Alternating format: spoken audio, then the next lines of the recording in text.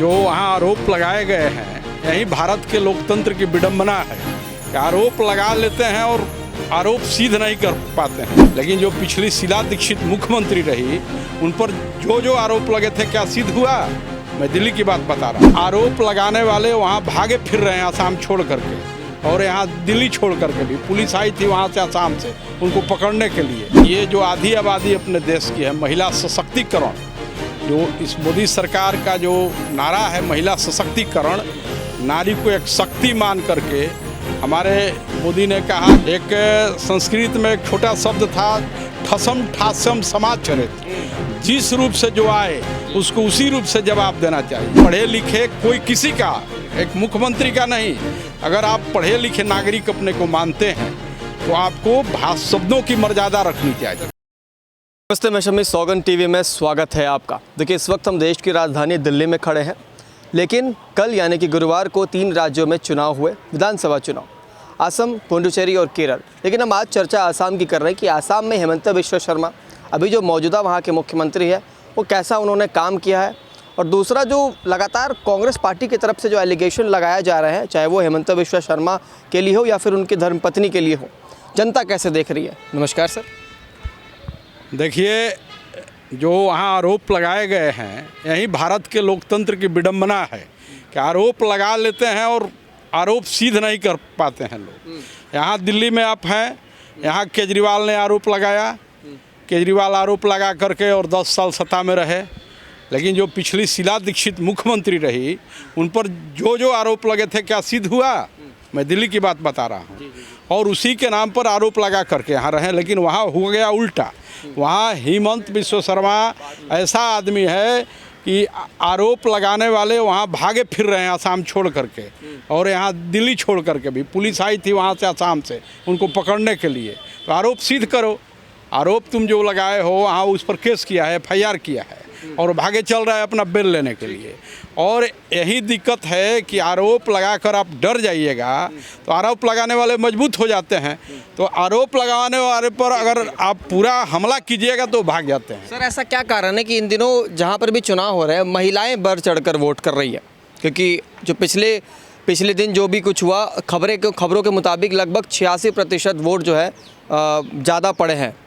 तो ये इसलिए महिलाएं क्यों वोट? हाँ, महिलाओं का मोदी पर से विश्वास जम करके, इस सरकार का विश्वास, महिलाएं जो 33% जो आरक्षण देने का काम किया, और अभी ये जो आधी आबादी अपने देश की है, महिला सशक्तिकरण, जो इस मोदी सरकार का जो नारा है महिला सशक्तिकरण, नारी को एक शक्ति मान करके हमारे मोदी ने कहा कि भारत के राजनीति में ये जो शक्ति रूप माँ हैं, लक्ष्मी के रूप में, बहन के रूप में, बेटी के रूप में, इनको हम लोग आगे बढ़ाएं।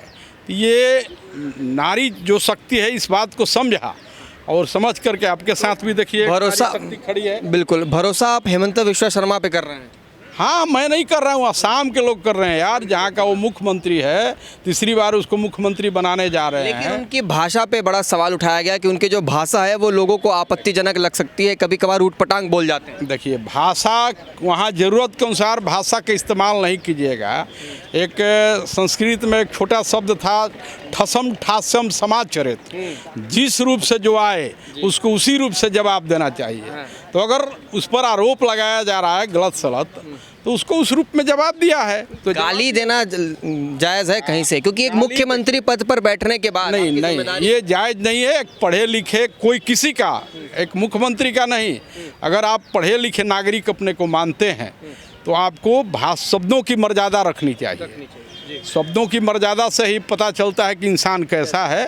लेकिन वहाँ ज़रूरत के अनुसार हेमंता बिश्व शर्मा ने शब्दों का यूज किया है। वहाँ उनको ज़रूरत पड़ी होगी, इसलिए उन्होंने यूज किया है। ठीक है सर, आप कुछ कहना चाहेंगे?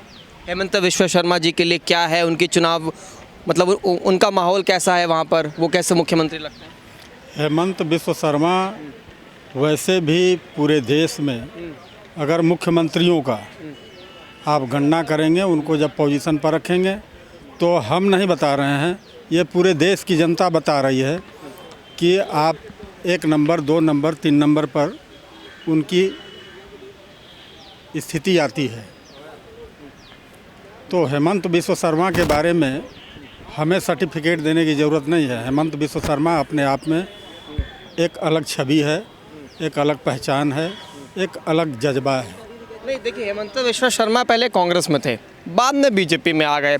तो अभी जो उनका पवन खेड़ा से जिस तरीके का कॉन्फ्लिक्ट चल रहा है, जो आपस में जो बयानबाजी खेल रहे हैं, तो लोग ये समझ रहे हैं कि हेमंत बिस्व शर्मा को काफ़ी कुछ पता है कांग्रेस के बारे में, इसीलिए वो ज़्यादा जो है बयानबाजी कर पा रहे हैं। कभी कह रहे हैं पवन खेड़ा को मैं पेड़ा बना दूंगा, कभी उनको गाली भी दे दी। अब देखिए, जैसा आपने सवाल रखा ना, तो कभी हम ये बोलेंगे कि पूरा देश कांग्रेस में था और कांग्रेस से ही लोग आए। कांग्रेस में भी आज भी कांग्रेस में अच्छे लोग हैं, ऐसा नहीं है कि कांग्रेस में लोग अच्छे नहीं हैं। तो अच्छे लोगों की ज़रूरत हमारे यहाँ भी थी, अगर वो आ गए हम स्वागत हुआ उनका, और अच्छा काम कर रहे हैं। अनुरूप आज भी हम तो बोल रहे हैं कि कांग्रेस से कोई आना चाहेगा तो हमारे यहाँ स्वागत है, हमारे विचारधारा के साथ रहे, स्वागत है। तो असम में जो कल चुनाव हुआ, तो चुनाव का जो लड्डू है वो कौन खाने वाला है, कौन सी पार्टी खाने वाली है? अरे अब भी आपको अब मतलब बताने की ज़रूरत है? जहाँ इतनी जोर की मतदाता जोर लगाई है, जो परसेंटेज वोटिंग का इंडिकेट कर रहा है, वो किसके लिए कर रहा है? पुनरावृत्ति हो रही है, हेमंत बिस्व शर्मा आ रहे हैं। ठीक है, देखिए जनता की राय हम लेने की कोशिश कर रहे थे कि भैया आसाम चुनाव को जनता किस तरीके से देख रही है, क्योंकि इन दिनों अगर आप आसाम की राजनीति में बयानबाजी सुनेंगे तो वो लगेगा कि भैया कॉमेडी चल रही है या फिर क्या वाकई में यहाँ राजनीति हो रही है। बहरहाल अब ये तो रिजल्ट के दिन, नतीजों के दिन मालूम चलेगा कौन वहाँ पर विजयी घोषित होने वाला है। फिलहाल के लिए इतना ही, देखते रहिए सौगंध टीवी। आप देख रहे हैं सौगंध टीवी, सौगंध वतन की।